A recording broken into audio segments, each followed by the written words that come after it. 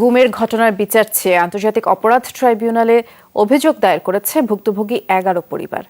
অভিযোগে সাবেক প্রধানমন্ত্রী শেখ হাসিনা সহ বিগত সরকারের মন্ত্রী, আইনশৃঙ্খলা বাহিনীর ঊর্ধ্বতন কর্মকর্তাদের আসামি করা হয়েছে। অপরাধ ট্রাইব্যুনালে সুবিচার পাওয়ার প্রত্যাশা ব্যক্ত করেন ভুক্তভোগীরা।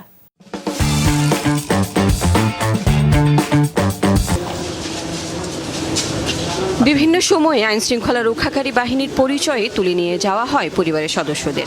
দুপুরে গুম হওয়া 11 পরিবার আন্তর্জাতিক অপরাধ ট্রাইব্যুনালের চিফ প্রসিকিউটর বরাবর মানবাধিকার লঙ্ঘনের অভিযোগ দায়ের করেন।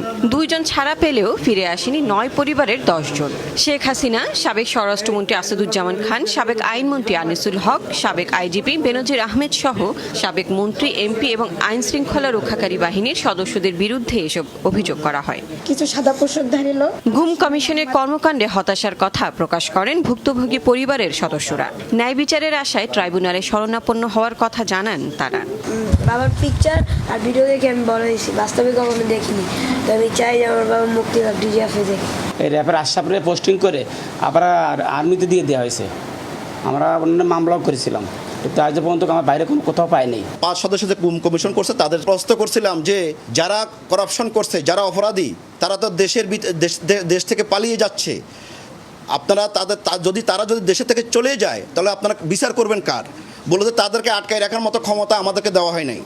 এদিকে আওয়ামী লীগ সরকারের আমলে গুমের শিকার সুপ্রিম কোর্টের আইনজীবী সোহেল রানা আন্তর্জাতিক অপরাধ ট্রাইব্যুনালে শেখ হাসিনা সহ 5 জনের বিরুদ্ধে অভিযোগ করেছেন। তুলে ধরেন গুম থাকা অবস্থায় তার উপর নির্যাতনের ভয়াবহতা। গুম হওয়ার ফ্যামিলির প্রত্যেকটি সদস্য এই গুমের সাফারার হয়। আমাকে যখন ছেড়ে দেয় কন্ডিশন দিয়েছিল যে কোনোভাবেই যেন আমি ঢাকায় না থাকি, আমি যেন আইন পেশায়ও নিয়োজিত না হই, এবং আমাকে আত্মীয় স্বজনকে বলতে বলা হয়েছে আপনি বলবেন যে আপনি ইচ্ছে করে লুকিয়েছিলেন।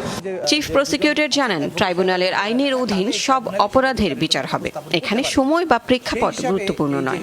যেগুলো গুমের ঘটনা হয়েছে, জোরপূর্বক আটকে রাখা হয়েছে বা আদার ক্রাইমস আন্ডার ইন্টারন্যাশনাল ল, এরকম সংজ্ঞার মধ্যে যে সমস্ত অপরাধ হয়েছে সেগুলোর ব্যাপারে অবশ্যই আন্তর্জাতিক অপরাধ ট্রাইব্যুনালের জুরিসডিকশন আছে, কিন্তু সেগুলো বিচারের জন্য যথার্থ হবে কিনা সেটা পর্যালোচনার পরে, তদন্তের পরেই বলা যাবে।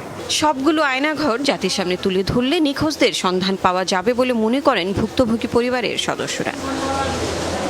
Lovely Bithi, Jamuna News, Dhaka.